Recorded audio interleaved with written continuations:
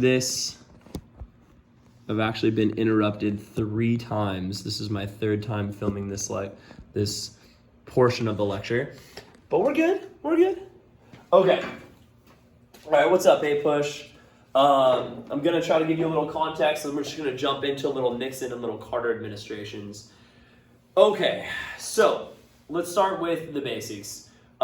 Nixon is preceded, of course, by Lyndon Baines Johnson, LBJ. LBJ, really 2 things that define his presidency. One is the Great Society. The Great Society is a sweeping set of New Deal-ish laws that aimed at helping the American people and a wide range of American people. He talked about providing money for the poor, especially Appalachia, which is some of the poorest Americans at the time, and also, of course, marginalized groups, including African Americans. On the note of African Americans, under LBJ's presidency, we have the Civil Rights Act of 1964, and then we have the Voting Rights Act of 1965.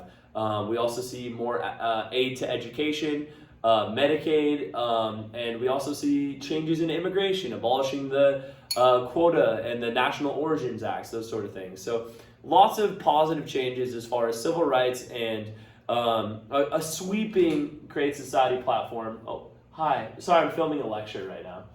That's Sorry about that. That's okay. Later. Sorry to change. Yeah.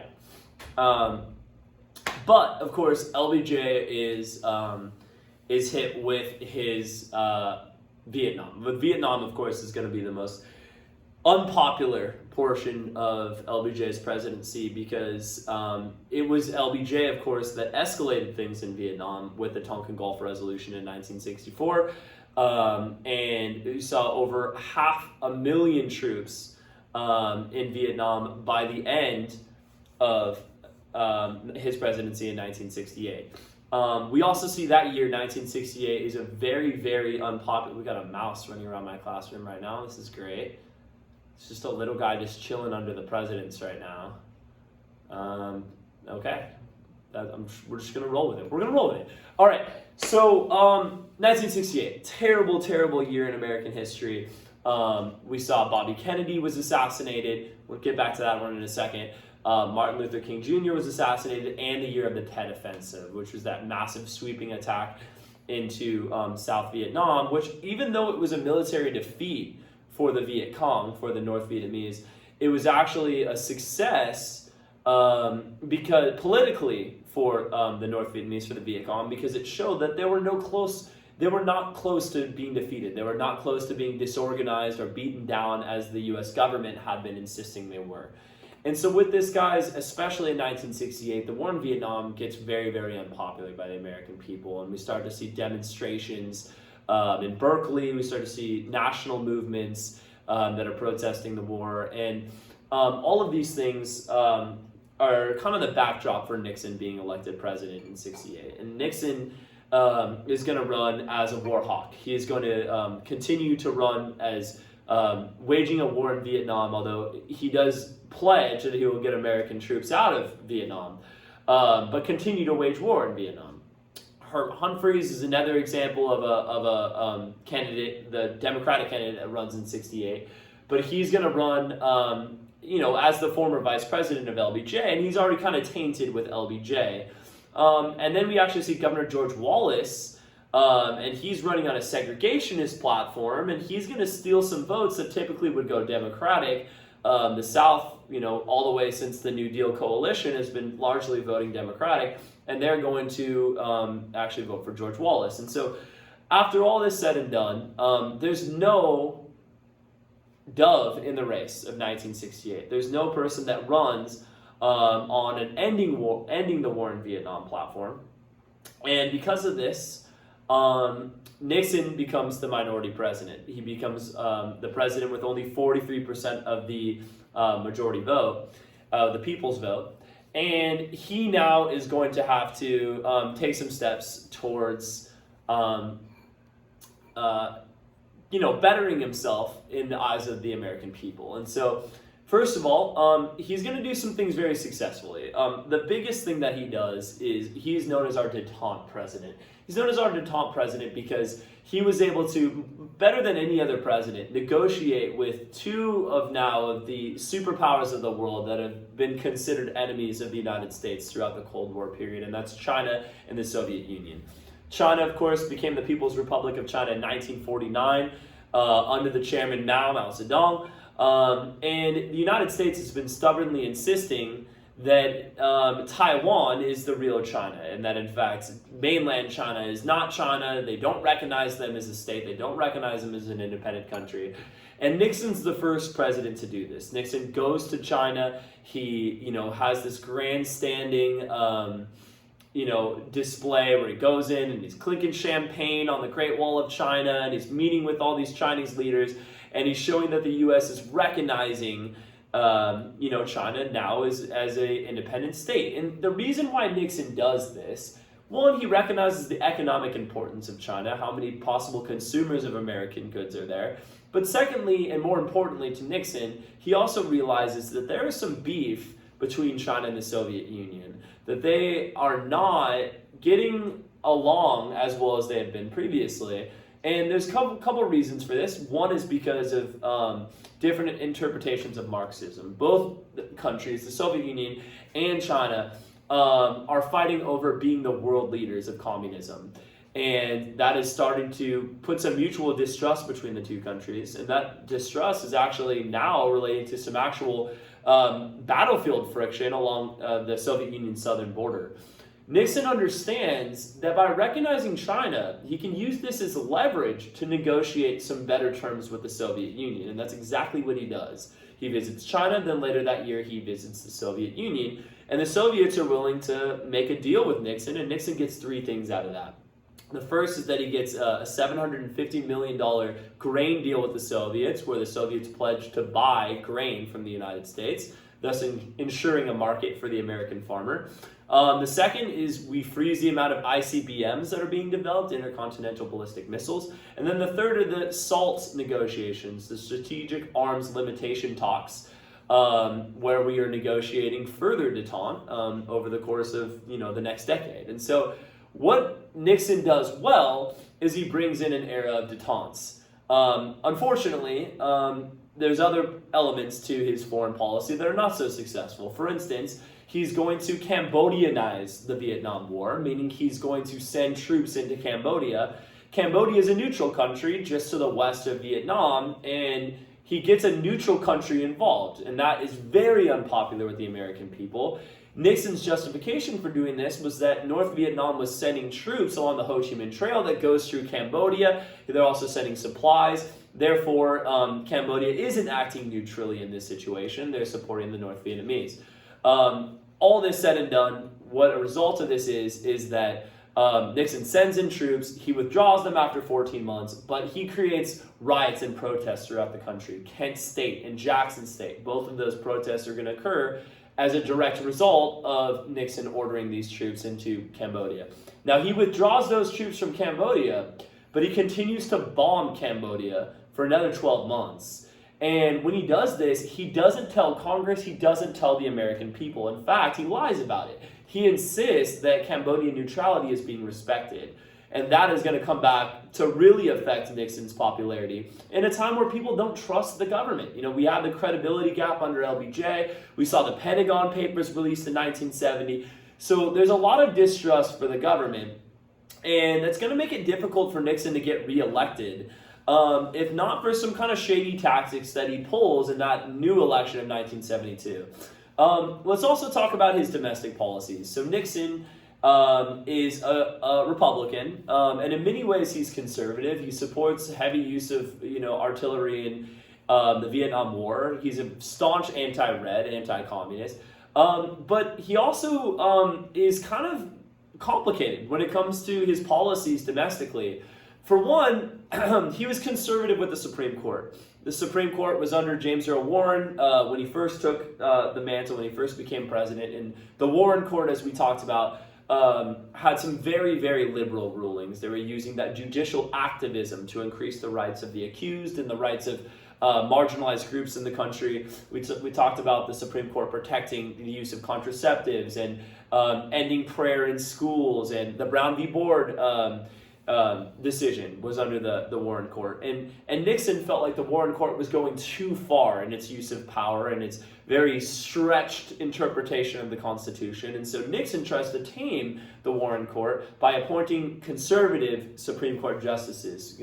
He's appointed 4 Supreme Court justices, including the new Chief Justice, which is Warren Burger. And the Burger Court now is supposed to be more conservative, ironically, for Nixon, continues to make some liberal rulings, including perhaps the most, certainly of the 20th century, the most controversial Supreme Court case, which was Roe v. Wade.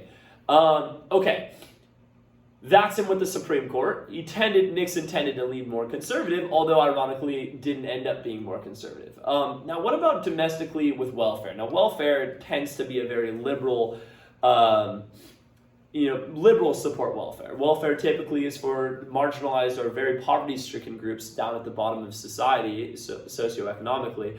And we see that with Nixon. He's actually going to actively expand welfare. He's going to expand welfare programs like food stamps and Medicaid. He's also going to sign off on the creation of the supplemental security income, which was a specific allocation of money that was given to groups that were disabled or blind.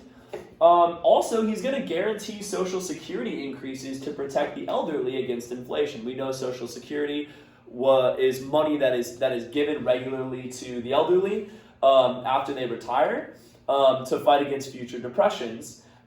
Nixon, however, presides in a presidency in which there's stagflation, right? The 70s, lots of inflation, the economy is stagnated, and he knows that if the elderly are getting these fixed incomes, they're getting this fixed amount of money, that in fact that money isn't probably going to do it because of inflation. Because if you're only getting a certain amount of money every month and goods are more and more expensive, then it's going to be difficult to purchase anything to live off of. And so he guarantees that he will put money into Social Security every time that there is a year in which inflation goes up 3%. This was obviously supporting welfare. It's obviously supporting, the elderly in this situation.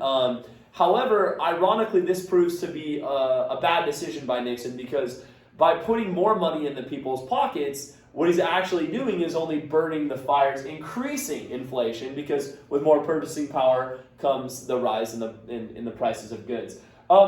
Nonetheless, Nixon is supporting welfare here. That is a surprising thing under Nixon. And perhaps even more surprising is the fact that he protects the environment. That he is going to, under his presidency, we see the creation of 2 different environmental protection federal bureaucracies, including the Environmental Protection Agency and the Occupational Health and Safety Administration, that are working on modern-day environmental problems, reducing automobile emissions, cleaning up waterways and toxic waste sites. So Nixon, perhaps his longest-lasting domestic policy, was actually in the protection of the environment.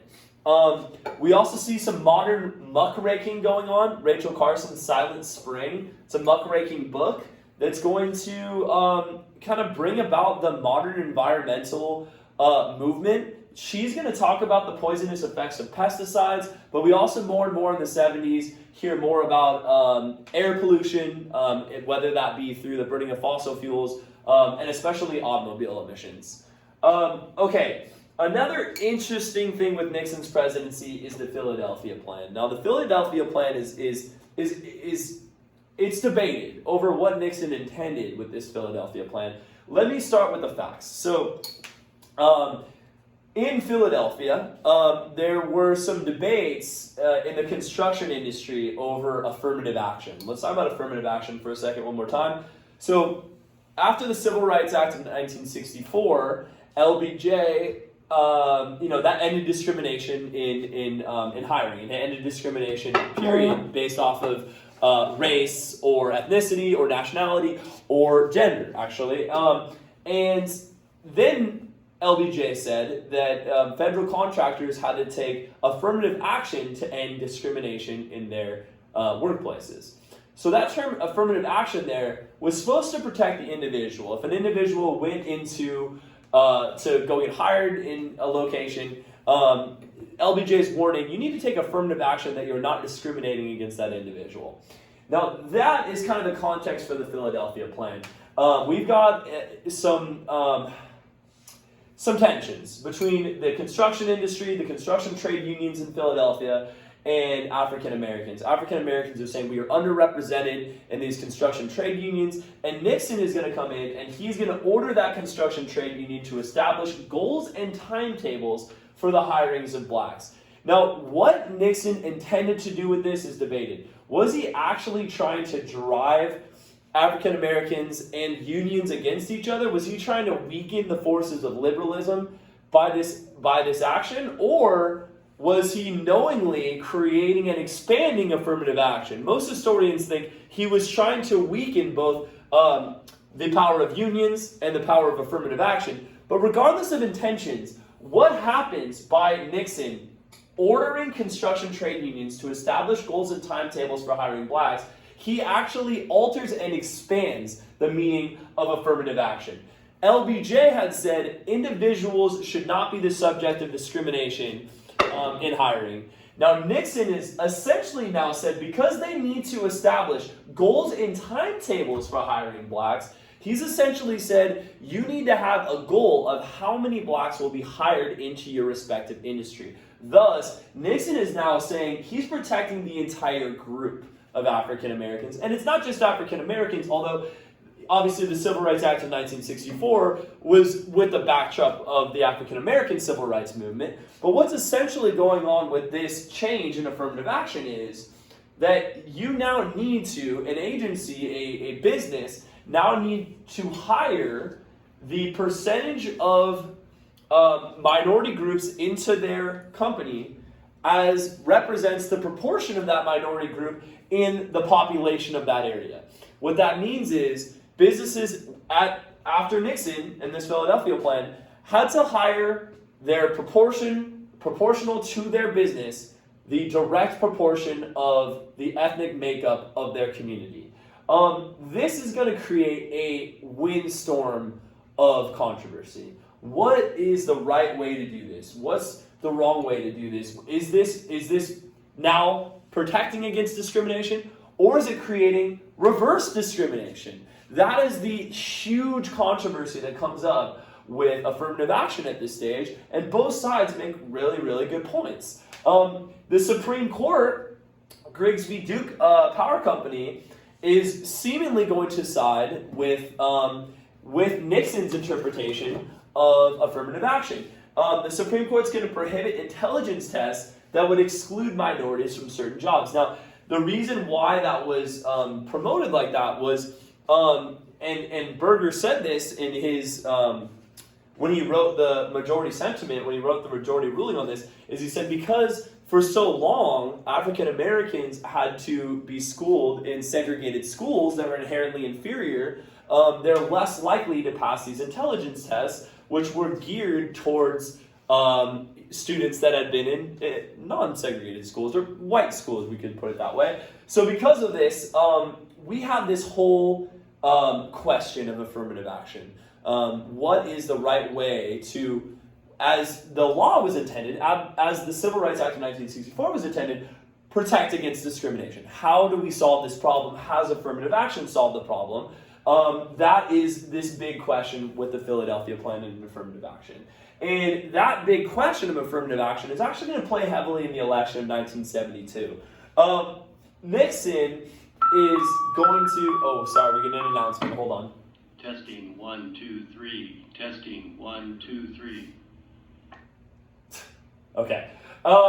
So Nixon is going to try and get Southern voters to vote for him through what he called the Southern strategy. He's going to, as he already has done, appoint conservative Supreme Court justices. He's going to downplay civil rights, at least how he's actively speaking. And he's going to oppose school busing.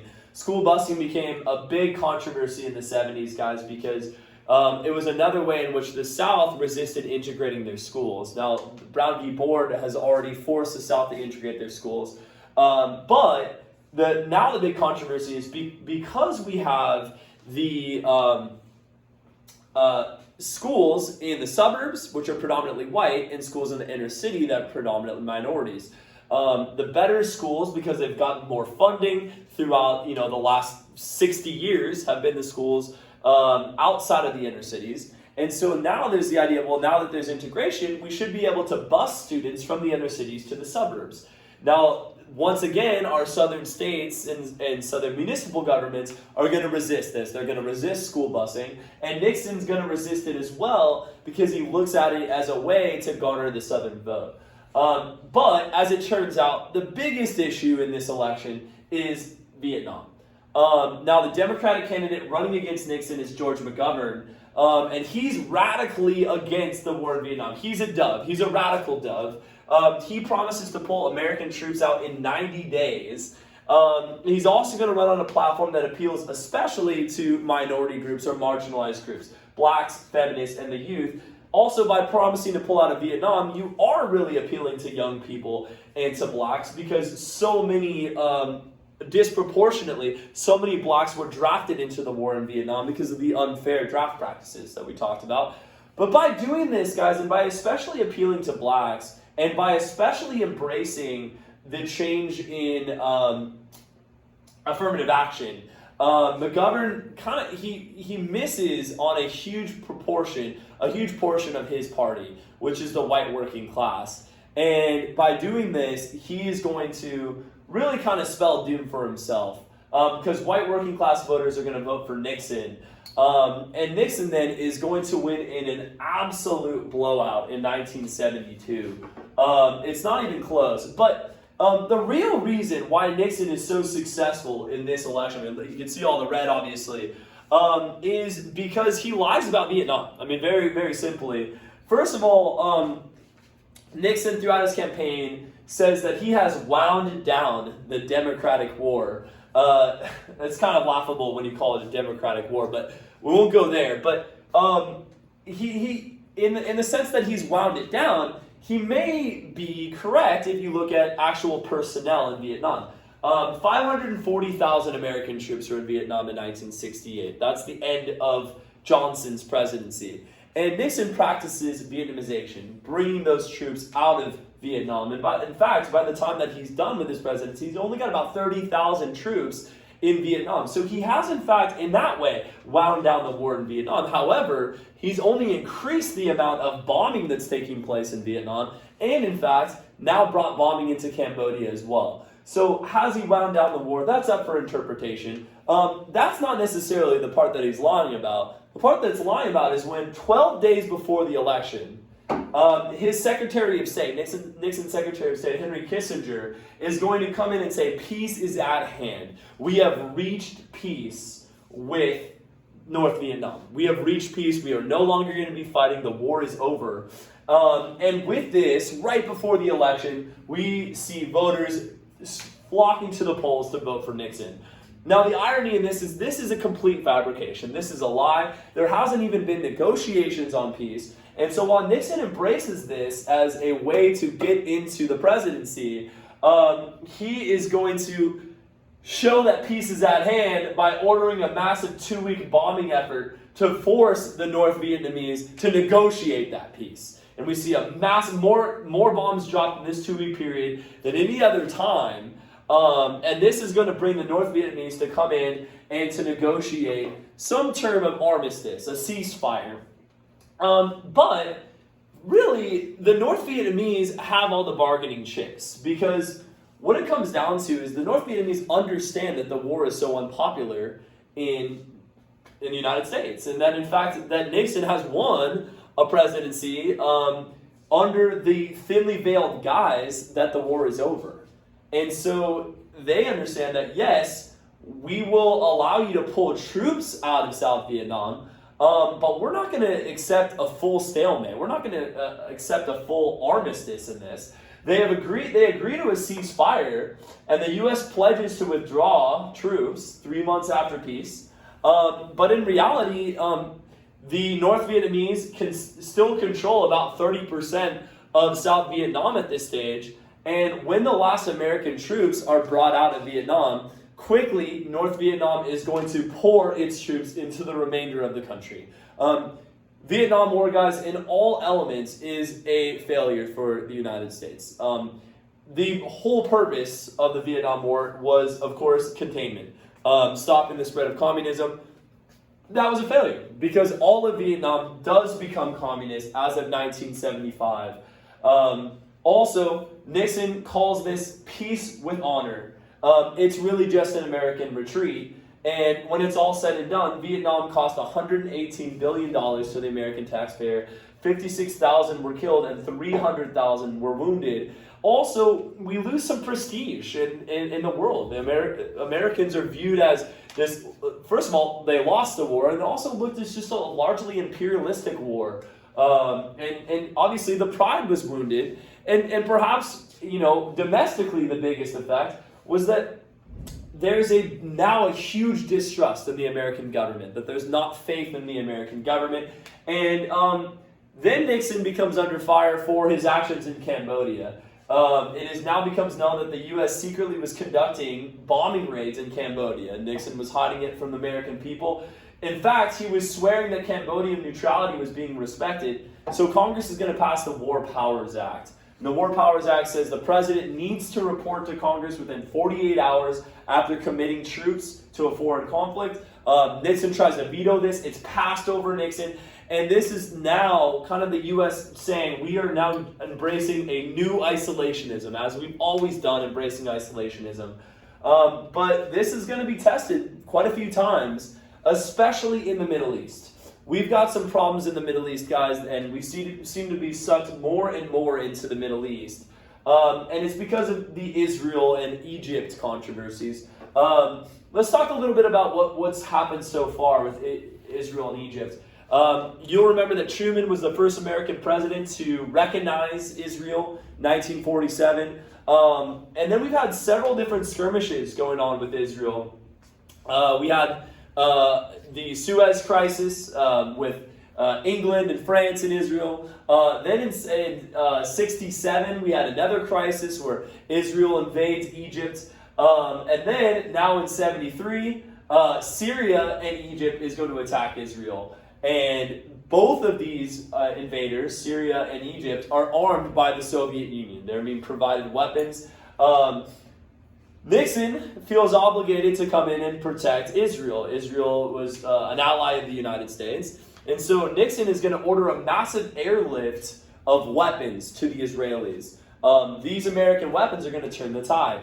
Israel now not only defeats the Syrians and the Egyptians that are invading Israel, but then actually reverses the tide so much that they start moving into Egypt and actually threaten to attack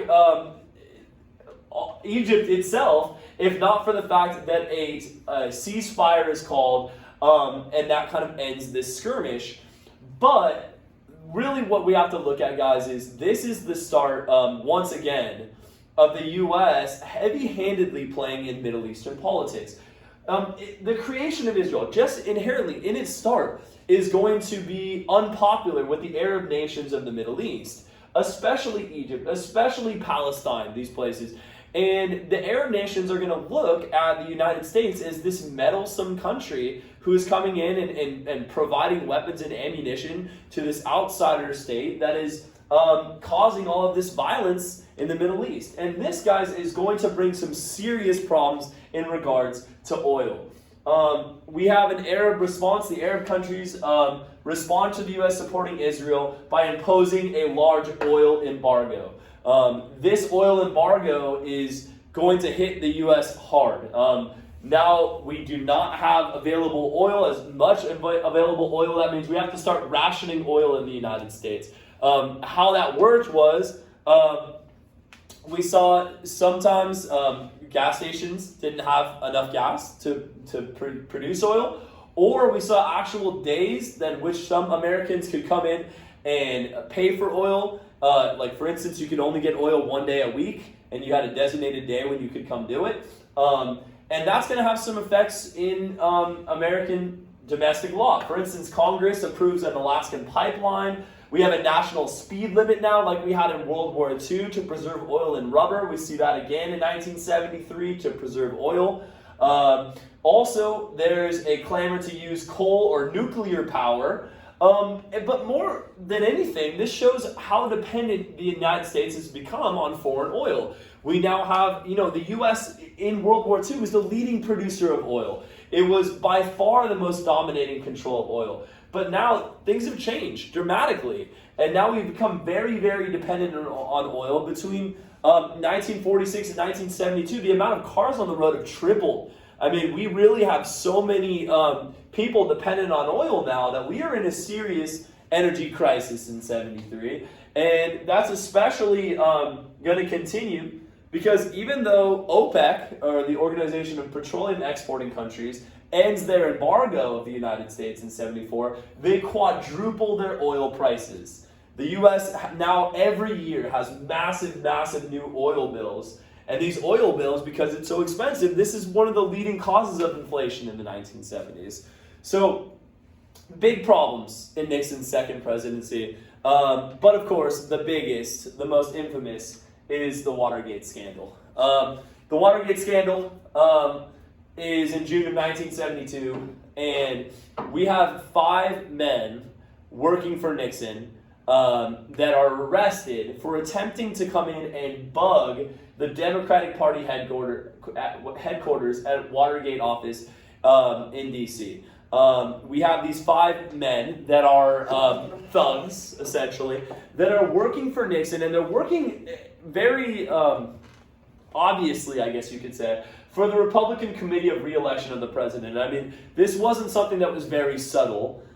We have these 5 men that are placing these electronic bugs so that they can spy in and listen to what the Democratic candidates are doing. Now, of course, this is tracing back to the election of 1972. Now, these 5 men are elected and immediately are arrested, and Nixon immediately says that I didn't know anything about it. I had no idea that this was going on. I have no tie to this at all. Meanwhile, his own Vice President Agnew, Spiro Agnew, is going to have to resign for taking bribes. One as a Maryland governor, and then as vice president to contractors in the local area in Maryland. So already we have this huge stench that's coming from the Nixon administration. Nixon is under heavy fire for a lot of things. I mean, again, Pentagon Papers in 1970. Then we have the bombing of Cambodia, lying to Congress about it. Now we've got this Watergate scandal going on, and it looks like that there were 5 men that were working for the Republican Committee for Re-election of the President, working for Nixon, that were trying to bug the Democratic headquarters in Washington, D.C. First of all, we got to deal with the fact that we now have a vice president that's resigned. We need a new vice president. And so that's the first move. Congress is going to invoke the 25th Amendment, and we're going to see Gerald Ford become our next vice president. But that's not, of course, going to end this scandal. We are going to see a big media controversy on our hands. First of all, you guys understand how impeachment works. We've talked about several impeachments in this class. And first of all, there needs to be a hearing first. There needs to be grounds for impeachment. To have grounds for impeachment, you need crimes, high crimes and misdemeanors. That's what a president may be impeached before pursuant to the Constitution. Therefore, we need to have a committee that is going to conduct investigations. Was the president aware of the fact that, in fact, these 5 gentlemen were bugging the Democratic headquarters? So, first of all, Senate committee conducts some televised hearings. Nixon's going to deny. But we have 2 White House informants, correspondents, that in fact are going to accuse White House high officials, including Nixon, of being knowledgeable of this. And in fact, not only that, but then trying to cover up evidence that they were involved in the Watergate scandal.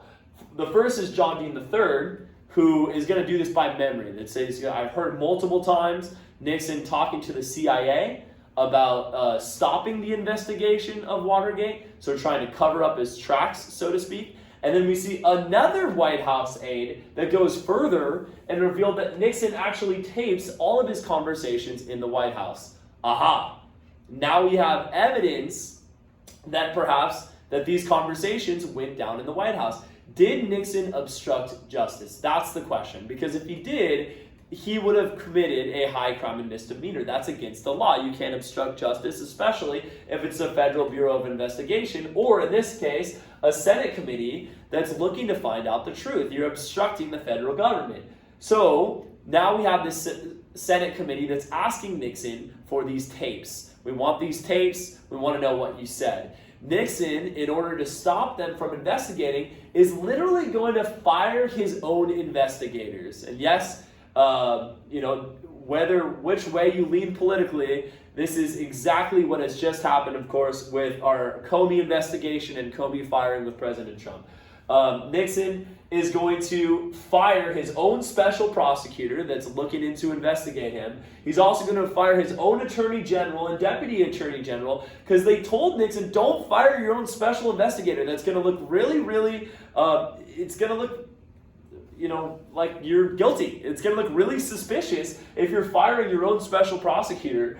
And things only get worse for Nixon because now the House Judiciary Committee is going to demand the tapes. We need to see the tapes.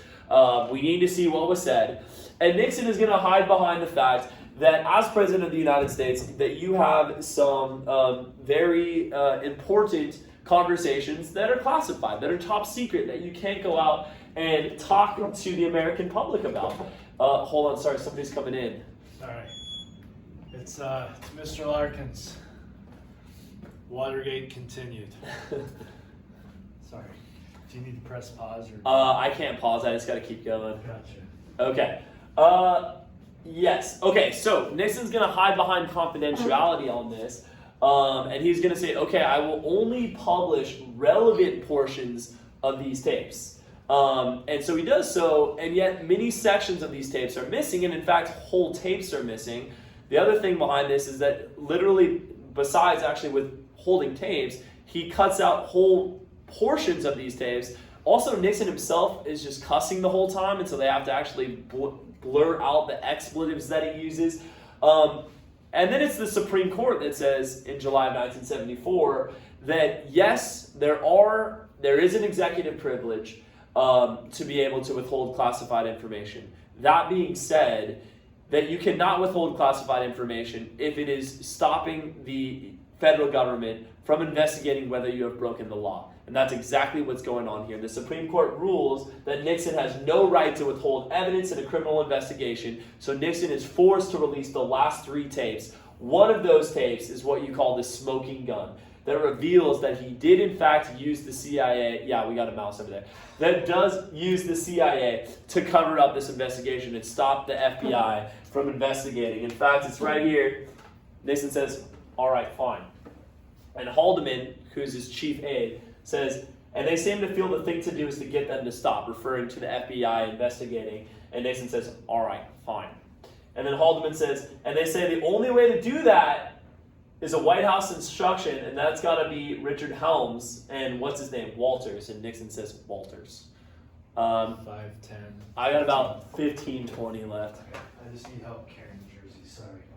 Okay, I actually got like 4 or 5 people came in, and I started over a couple of times. Oh, I'm sorry. You should lock your door.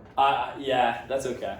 All right, so it now becomes obvious that Nixon is going to be impeached. And again, impeachment is a process. Impeachment, we have an investigation, and then if there's enough evidence for impeachment, that's going to go through the House. The House is going to conduct another investigation showing the evidence that was found by the investigating committee. The House is going to vote, and if the House votes that there's enough evidence to convict, it goes to the Senate, and then the Senate is going to vote on removal from office. Now, in this particular case, it becomes very, very obvious, and even Republicans in the Senate and in the House say, Nixon, you are going to be removed from office if you are impeached. There is no one that's going to stand in front of the American people and vote not guilty because of how unpopular the federal government is in this moment in the 1970s. How much betrayal and untrust is coming from this Nixon administration. No one is going to go to bat for this guy. And they tell Nixon, you now are going to be impeached if you don't resign, and he does. He resigns the day before impeachment. And now with him resigns, and now the fact that we had a vice president, that vice president, Spiro Agnew, resigned for taking bribes. We now see the guy that was appointed by Congress, and that's Gerald Ford, is now our new president. This guy was selected by Congress. He wasn't voted on by the American people. And Gerald Ford, who knows? He might have been a great president. He might not have. We won't know, because immediately this guy is showered with ridicule because he makes the boneheaded decision to pardon Nixon. He pardons Nixon for all crimes that he committed and all crimes that have not yet been discovered. This guy literally comes out and just throws a blanket pardon of Nixon. And when he does this, of course he's going to outrage Democrats. Really, he outrages the American citizens, and he ensures that he doesn't have a chance of being reelected. But Ford does negotiate in an attempt at détente. He is going to go to Finland in the Helsinki Accords. He's going to join 34 other nations in Helsinki, Finland. And he's trying to usher in some détente with the Soviets. He's going to finally agree formally with the Soviet Union on an end to World War II. Until you ratify every element of a treaty, you have not yet reached a treaty promise. And so, obviously, while the United States and the Soviet Union were allies in World War II, there was a negotiation over where the right boundary to Poland was. The U.S. finally recognized the Soviet boundary to Poland. But more importantly, guys, there seems to be some really promising agreements at the Helsinki Accords. The Soviets are promising that they are going to have a better exchange of information and people between the East and the West. That means perhaps allowing emigration out of East Germany, for instance. Also not censoring the press, allowing freedom of speech, protecting human rights. Yet, even after this agreement, after these promises by the Soviet Union, that doesn't prove to be the case. I mean, if you look at Jewish immigration in the Soviet Union, the Soviets continue to restrict Jewish immigration. And the Americans are consistently saying, look, we're sending you all of this grain. We're sending you, we have freedom of speech. We're not hiding any information from you. And yet you guys are continually, you're not giving us anything out of this. We're giving you everything. You're giving us nothing. Americans called détente a one-way street. And Carter, again, is criticized for this. And then we have the feminist movement of the 70s. And the feminist movement of the 70s, guys, is there's some really positive things that occur, but there's one really sad and negative thing. Let's talk about the positive things first. So first of all, 1970 is a big year. It's 50 years after the 19th Amendment passes in 1920. And we're going to see celebrations throughout the country. We see a women's march. And it's actually marked by a addition to the educational amendments of 1972, and one of which is the Title IX amendments. The Title IX amendments, guys, are huge because they prohibit sex discrimination in any public educational programs. Meaning every time that there is money allocated to public education, it has to be used for both boys and girls. Now with that, that's also going to apply to sports, because every time that money is given to a public school, some of that money goes to sports. And